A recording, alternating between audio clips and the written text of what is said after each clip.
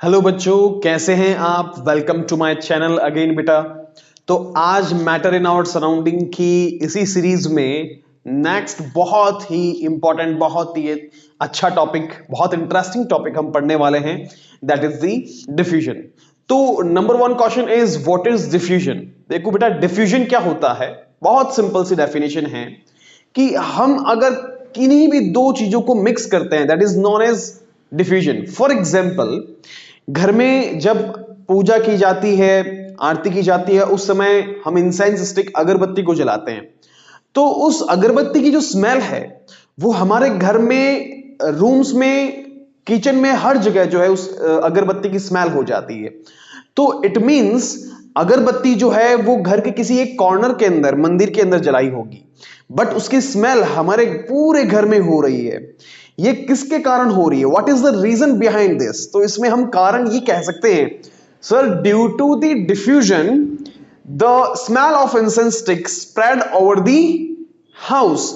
घर के जितने भी रूम्स है सभी के अंदर जो है इस इंसेंस स्टिक की स्मेल जो है कंप्लीटली फैल रही है ड्यू टू डिफ्यूजन। तो डिफ्यूजन क्या है? हम डिफ्यूजन की डेफिनेशन लिख सकते हैं, the spontaneous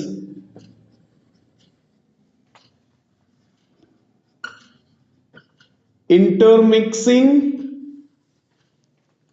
of particles on their own is known as diffusion. So basically अगर हम ऐसा समझे कि सर एक सिंगल मीनिंग में, सिंगल तरीके से एक वर्ड के तौर पर आप समझाइए कि डिफ्यूजन क्या है, तो बेटा एक वर्ड से आप समझो, ओनली इस वर्ड को आप याद रख लीजिए, इंटरमिक्सिंग। इंटरमिक्सिंग वर्ड को आप याद रखिए। इस इंटरमिक्सिंग का मतलब ही क्या होता है? डिफ्यूजन होता है। इस इंटरमिक्सिंग का मतलब ही क्या होता है? डिफ्यूजन होता है। बस आपको इतना इस वर्ड को याद रखना है। इंटरमिक्सिंग मतलब बहुत सारे अलग अलग टाइप के जो पार्टिकल्स है वो आपस में मिक्स होते हैं, उसे क्या कहते हैं? डिफ्यूजन कहते हैं। बस इतनी सी बात अपने को याद रखनी है। सो अगर डेफिनेशन भी अगर आपको थोड़ी समझने की, सर हम डेफिनेशन याद कर सकते हैं, तो एक बार समझा दीजिए, the spontaneous intermixing of particles. Particles का, डिफरेंट टाइप ऑफ पार्टिकल्स का आपस में स्पॉन्टेनियसली इंटरमिक्स होना ऑन देयर ओन, खुद ब खुद, इज नोन एज डिफ्यूजन। उसे क्या कहा जाएगा? डिफ्यूजन कहा जाएगा। तो अब ये डिफ्यूजन सर किस किस चीजों पर डिपेंड करता है? भाई ये अगरबत्ती की जो इंसेंस स्टिक की जो स्मेल है वो पूरे घर के अंदर फैल रही है। वो शुरुआत में नहीं फैल रही। आप जब मार्केट से इंसेंस स्टिक को लेकर के आते हैं घर में, तब तो उसकी स्मेल नहीं आती है। बहुत करीब जाकर के उस इंसेंस स्टिक को आप जब स्मेल करते हैं तभी तो इंसेंस स्टिक की स्मेल आती है। ऐसा थोड़ी कि इंसेंस स्टिक को घर पे लेकर के आ गए मार्केट से और उसके बाद में जो है स्मेल स्मेल आ रही है, तो ऐसा तो नहीं हो सकता। जब उसको जलाया जाता है तो उसके जलाने के कुछ समय बाद में ही तो इंसेंस स्टिक की स्मेल आती है।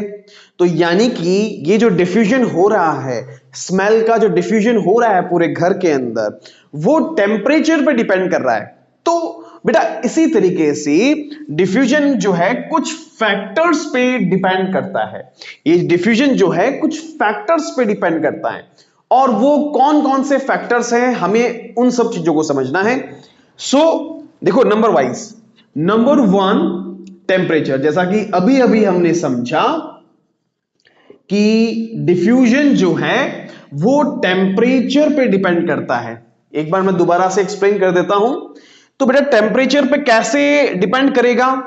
जैसे फॉर एग्जांपल, घर में जब खाना बनाया जाता है तो बहुत स्वादिष्ट खाना बनता है। जैसे मान लीजिए कि आलू के पराठे बन रहे हैं, है ना, या फिर कोई भी अच्छी सी पनीर, शाही पनीर बन रही है। तो ऐसी जब डिश बनती है घर में तो उसकी स्मेल किचन से रूम तक पहुंच जाती है, और भूख लगना शुरू हो जाती है कि अब तो हमें खाना चाहिए, आज तो बहुत बढ़िया खाना बना है, हमें खाना चाहिए। तो ये खाने की स्मेल रूम तक आप तक पहुंच रही है जब खाना गर्म था, और यही खाना नेक्स्ट डे सुबह अगर आप देखेंगे तो उसकी स्मेल नहीं पहुंचेगी आपके रूम तक, बिकॉज वो खाना ठंडा हो चुका है। बिकॉज वो खाना जो है वो ठंडा हो चुका है। जब वो खाना गर्म था तो उसकी स्मेल आपके रूम तक पहुंच रही थी और आपको पता चल रहा था कि कुछ ना कुछ बहुत बढ़िया आइटम किचन के अंदर बन रहा है।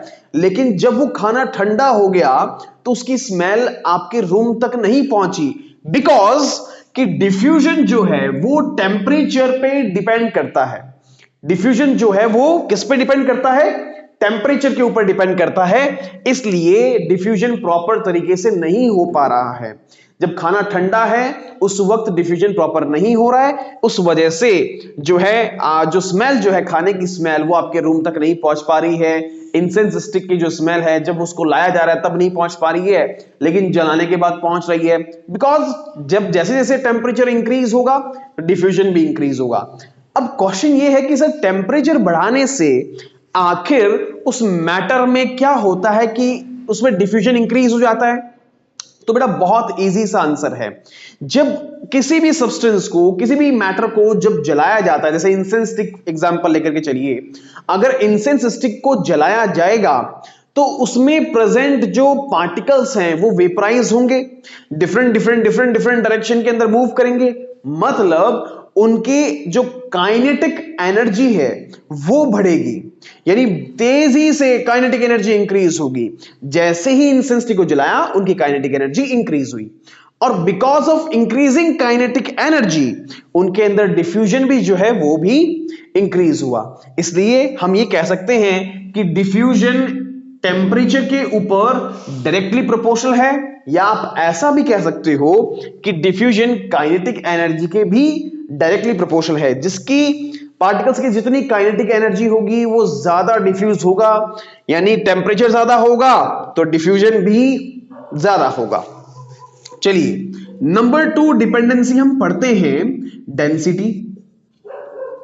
डेंसिटी, जिस चीज की डेंसिटी ज्यादा होगी रेट ऑफ डिफ्यूजन उसमें उतना ही कम होगा। यहां पर हमने पढ़ा रेट ऑफ डिफ्यूजन जो है वो ज्यादा होगा टेम्परेचर ज्यादा होगा। तो अगर रेट ऑफ डिफ्यूजन ज्यादा है, अगर हम डेंसिटी के कंपैरिजन में अपन बात करें तो अगर किसी सब्सटेंस की डेंसिटी ज्यादा तो उसका रेट ऑफ डिफ्यूजन भी ज्यादा, या फिर आप ऐसा बोल दो रेट ऑफ डिफ्यूजन अगर ज्यादा है तो मींस वहां पे डेंसिटी कम, सॉरी अगर डेंसिटी ज्यादा तो रेट ऑफ डिफ्यूजन कम, या रेट ऑफ डिफ्यूजन ज्यादा तो डेंसिटी कम, मींस इनवर्सली आप ऐसा बोल सकते हैं 1/r। मैं मान लेता हूं कि r जो है मेरे लिए रेट ऑफ डिफ्यूजन है और डेंसिटी जो है ये इसके प्रोपोर्शनल है। तो अब यहां से आप क्या समझ रहे हैं कि डेंसिटी अगर इंक्रीज होगी तो रेट ऑफ डिफ्यूजन भी कम होगा। जैसे फॉर एग्जांपल आप समझिए कि हम बात करते हैं सॉलिड्स की बात करते हैं, तो बेटा आपसे मैं एक क्वेश्चन पूछता हूं, बताइए सॉलिड के अंदर डिफ्यूजन ज्यादा होगा कि लिक्विड में? सॉलिड में डिफ्यूजन ज्यादा होगा कि लिक्विड में? आप बोलेंगे सर ऑब्वियस सी बात है लिक्विड में डिफ्यूजन ज्यादा होगा। क्यों? बिकॉज आप देखिए अमूमन हम देखते हैं कि वैसे तो सॉलिड की डेंसिटीज कम भी हो सकती है, लिक्विड के कंपैरिजन में ज्यादा भी हो सकती हैं। ऐसा क्यों होता है? सॉलिड और लिक्विड के अंदर डिफ्यूजन के कंपैरिजन में हम करते हैं तो सॉलिड में डिफ्यूजन धीरे क्यों होता है और लिक्विड में डिफ्यूजन जल्दी क्यों होता है? क्योंकि बेटा जो सॉलिड के पार्टिकल्स हैं वो काफी ज्यादा नजदीक है, बहुत पास में है, और लिक्विड के जो पार्टिकल्स हैं वो as compare to the solid थोड़े दूर दूर है ना। और गैसेस की बात करूं, मोस्ट ऑफ द गैसेस की मैं बात करता हूं तो इनके पार्टिकल्स भी क्या है, काफी ज्यादा दूर दूर हैं।